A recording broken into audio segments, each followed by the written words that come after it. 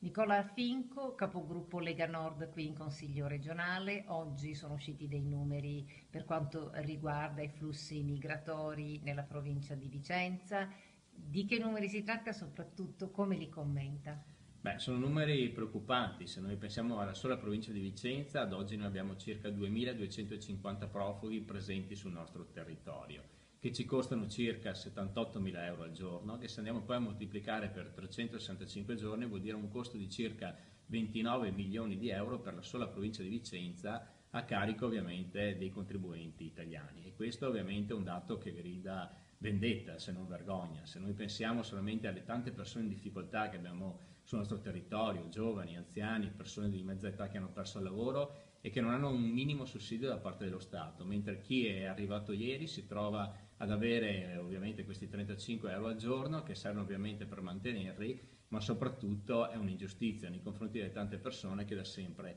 pagano le tasse. Ma un ruolo secondo me fondamentale in tutta questa vicenda ce l'hanno i perfetti che dovrebbero avere il ruolo principale di controllare il territorio, di garantire la sicurezza dei cittadini, si stanno impegnando solamente per fare gli affittacamere per conto del governo. Stanno sorpassando i sindaci, stanno sorpassando i comitati di cittadini che stanno nascendo contro l'accoglienza dei profughi e stanno creando dei veri e propri ghetti all'interno delle nostre città, con persone che ovviamente non stanno portando alcun contributo alla nostra economia, se non un peso a livello economico, ma soprattutto la cosa più grave è che noi quotidianamente vediamo i nostri giovani che formiamo all'interno dell'università obbligati a lasciare questo paese in cerca di un futuro, mentre noi quotidianamente importiamo migliaia e migliaia di profughi che non hanno alcun diritto rispetto ai nostri giovani, ma che purtroppo saranno costretti a rimanere nel nostro tessuto anche nei prossimi anni perché difficilmente, viste le politiche di questo governo, ci saranno dei rimpatri immediati e quindi saranno al momento un costo per la collettività, ma successivamente saranno anche un problema a livello di sicurezza, perché quando finiranno questi soldi